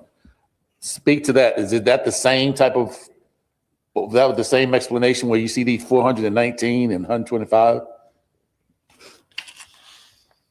Is there someone is that on the backs of someone, or is it actually? It is situational. For instance, the 3 positions in the city attorney's office, I know at least 2 of them, there was a space issue. And so there was no space to actually put those, they're doing a remodeling in their office, and there was a limited space. And so obviously he couldn't fill those positions until the space was created for them.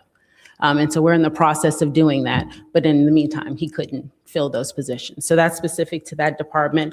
The controller position, which is in the financial services department, we have posted that position a couple of times within the last 12 months. Actually, we've posted it more since it's been vacant.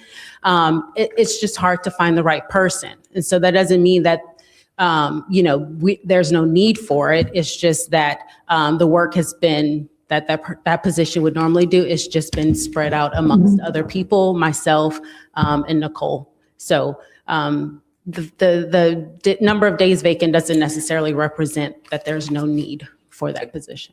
And Mayor, if I could address it, because my charter department is a little bit different because I know what's actually going on in the sense of my vacancies. The number you're seeing for the ACA 3 is actually inaccurate.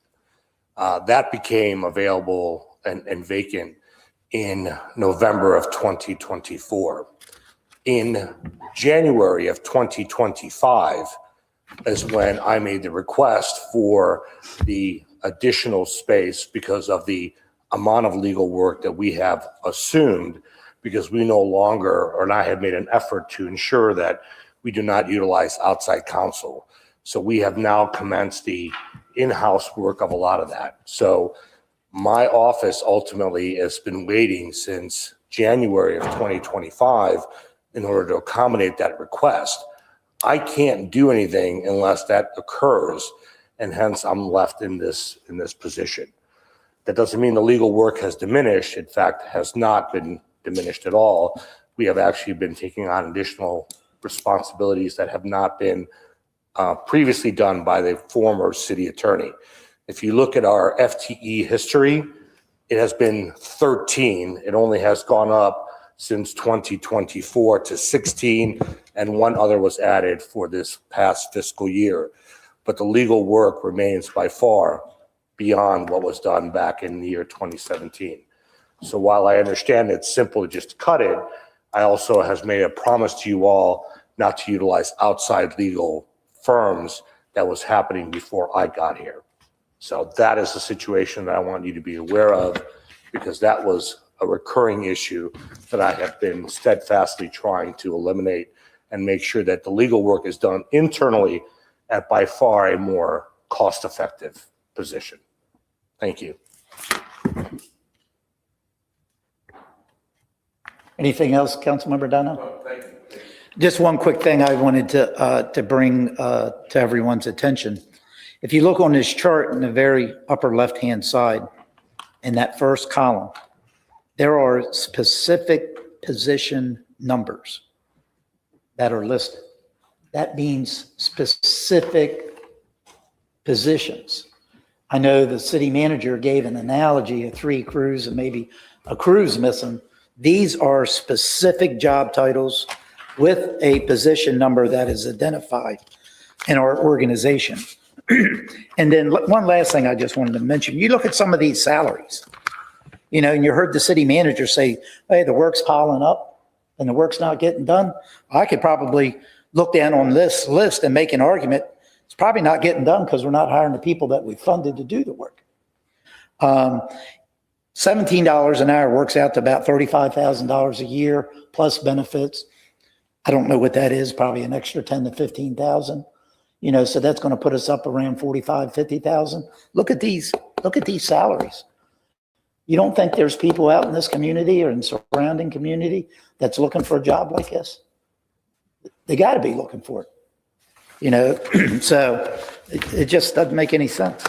Councilmember Kilrain. Yeah, my first question was going to be with how many of these positions, and I'm thinking some of the technical positions are in a specialized area where you really can't find someone to fill the job, regardless of salary. They just don't live in the area. I mean, some of these instrumentation jobs in,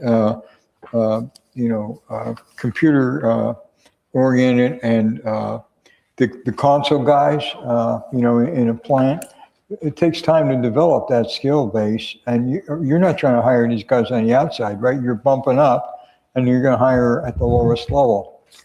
So, I mean, even at that, if you're looking for an instrumentation guy, they have to have experience coming from somewhere. Well, that's on the chart on the wall or on your screen. For example, the GIS analyst, 123 days, it's been posted 3 times.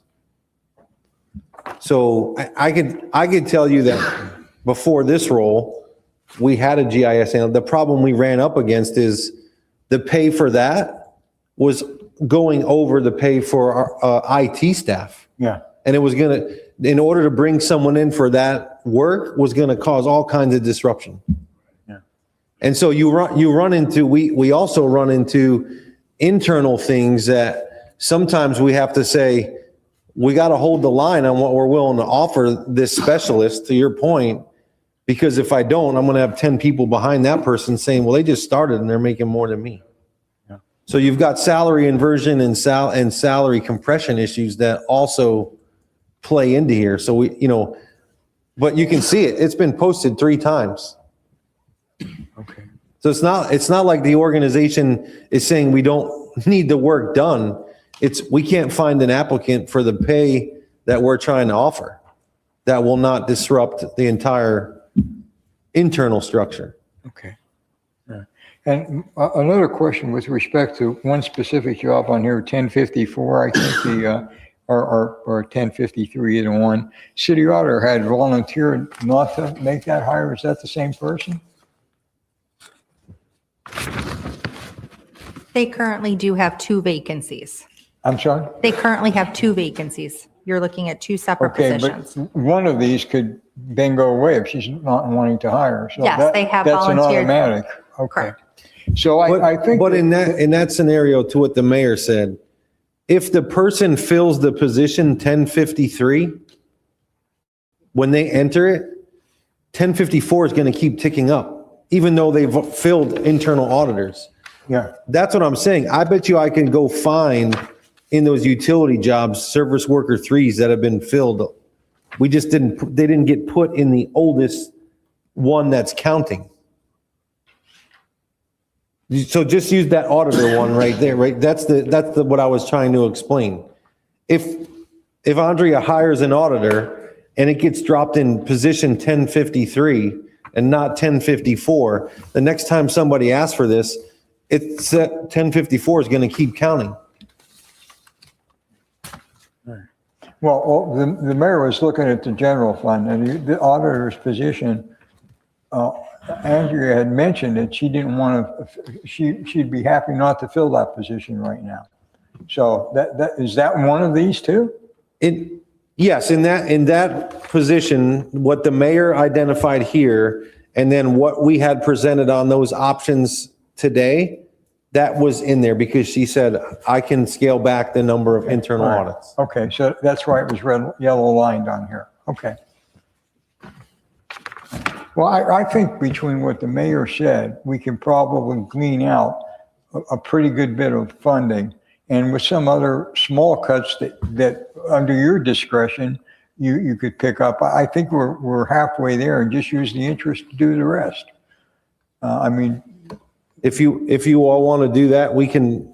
I haven't heard from everybody, but so far I heard 4 people for the vacancy analysis, and then balance with the interest reserves for the other 800. Or if you want to do Councilmember Longs, if you want to tell me to go back and off the 12.9 do things that don't impact employees, I can whatever direction you all want.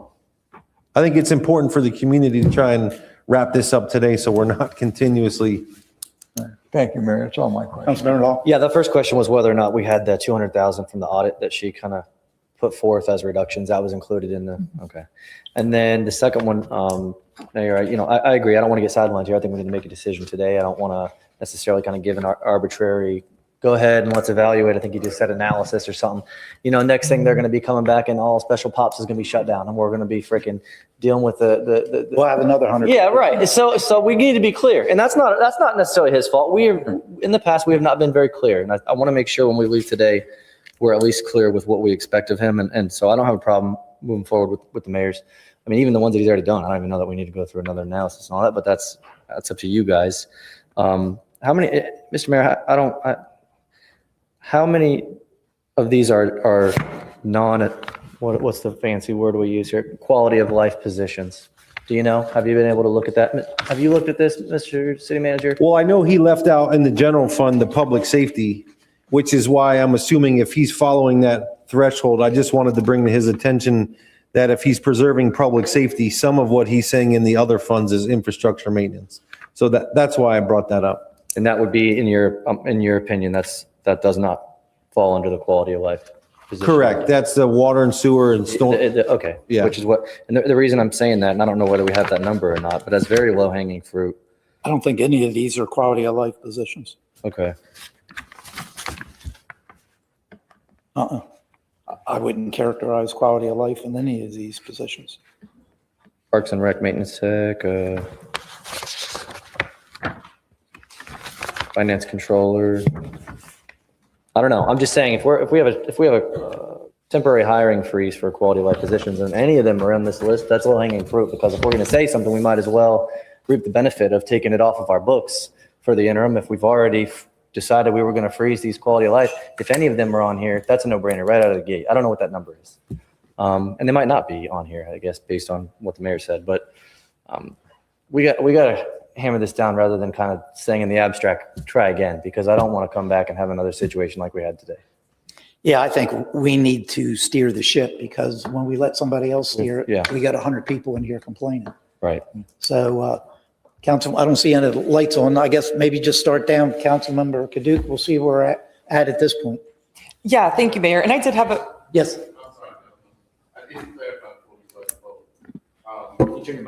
Were you trying to, were you about to comment or vote? I don't want to.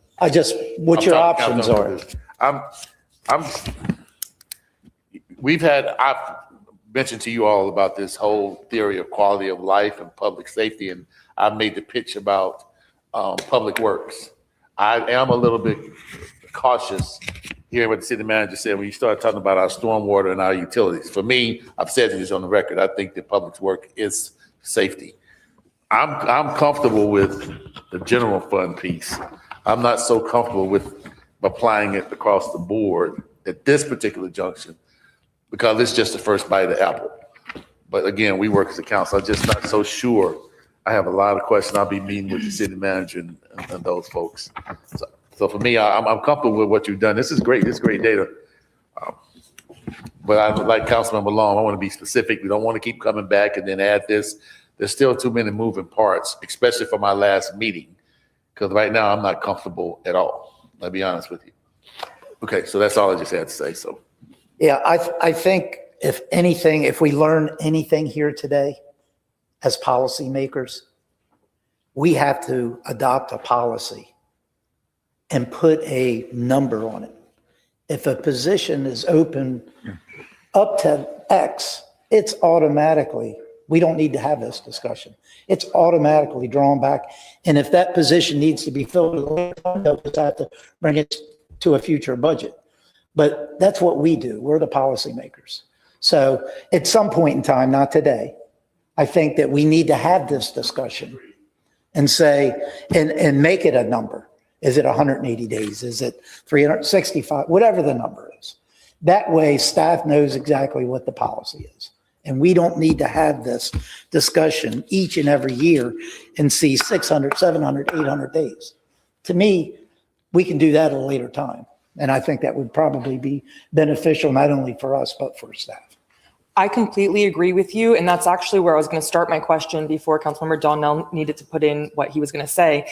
I believe that, and I don't know, I've only done one budget cycle so far. We've been budgeting at 100% staffing for all the requests. And we have seen, I mean, we get the emails from HR, open positions, and they're constantly, and that's fine, they can hire. But when we do see it at 600 days or 400 days, that's insane to me.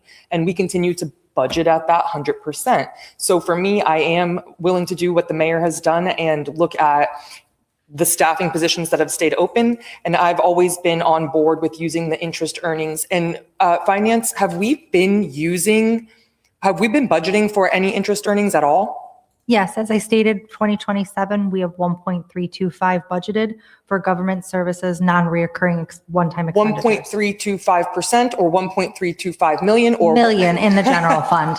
Okay, so, and when we think about, our budget stabilization reserve at $60 million, just 2% of that earnings makes up a huge gap at this. And you should be earning more than 2% right now in this market, or you should fire your financial advisor. So there are ways I think that we should be using the interest earnings and look at staffing. That's my vote for the mix here. I don't know if you need anything else from me. So you're okay with the $871,000 in reduction and then complete the rest of $771,000 to make up the 1.6? Is that what you're saying? Yes, and we can do a mix of what Councilmember Long was saying, where we look at that $12.9 million list and look at everything too and see what else could come out of there. Okay. Yeah, I agree. There's a couple $100,000 in there, but there's a million ways to skin this. Yeah, at a baseline that I hate to kind of just default and say, oh yeah, we'll fill the gap with the interest. I think we can still further go, for me, my mind keeps going back to when we were doing this the first time around a couple months ago. And the chief of police said, well, if you're going to give me these officers, just give me the money and let me figure out how I want to switch it around. Well, what if we went to each department and said, your operating budget, cut it by 5%, let them do the inverse of that, figure out however they want to cut the 5%. I don't know that we haven't done that. If we haven't, I don't know why. There's a ton of different, I just say that there's a ton of different ways to go about this. The ways that we've been doing since I've been here, I've never been able to figure out. So yeah, if we want to do that and there's enough for you to say, yeah, let's just fill the gap with the interest, it's better than nothing. But I think for me, I would leave that off the table until like the very last minute. Yeah, you done? Okay, I'm all for it. Let's go with we'll take the 850 or so in cuts on the vacant positions and do the rest with interest. And the other things that are going to take a longer focus on policy, let's continue to roll down that road, but not for this budget. You know where I stand. I said what I recommended, and I'm good with the 800,000. Great job on pointing that out, Mayor, and the rest can go to interest, but I do agree in setting a policy so that moving forward, we don't have to do this year after year. Thank you, Mayor. That solves the riddle for the support for keeping the millage rate the same. But I won't be in support of it because that's just moving us down. It's going to hit. It won't hit this budget, but that's just kicking that can down, even though we solve it for right now. So I'm still pushing for the rollback with these cuts on top of it. But I know that's a minority, but that's where I stand. Okay, it sounds good. One thing I think maybe sometime here in the next couple Cal meetings, I don't know what the schedule looks like coming up, but within the next couple Cal meetings, maybe we'll put this on for a little deeper discussion on maybe what that day amount should be. And, instead of me asking for a second, trying to come up with a number, I think we need to have one more discussion collectively. And then I'd be more than happy to work on a second to bring something forward for that policy to be implemented. So I will do that here in the next, 6 weeks or so. All right, Mr. City Manager, you get the direction you're looking for? What I understand is that we are going to be utilizing the 800 and is the number? Sorry. 871, 338. Yep, that. And then we are going to be budgeting the balance of the interest earnings and ultimately adopting a 5.1472 millage. 5.1471. I'm sorry? 5.1471. There you go. All right. Is that everybody's understanding? Even, I know Councilmember Donnell has a different version. All right. And then I think, Mr. City Manager, that gives you time to look at some of these days that these positions have been open. But I think we'll have a future committee of the whole, and you can bring us up to date. Like I said, I got this data 4 days ago, so it's pretty up to date. But if the data is skewed, I can only go by what's on there. I understand, and I own that, and we'll figure out a way to address that. All right. All right. Any other discussions? All right, time and place of future meeting. We have the regular meeting of the Cape Coral City Council's scheduled for Wednesday, August 5th, 2026, beginning at 4 p.m. here in council chambers. Do I have a motion to adjourn? So moved. All in favor,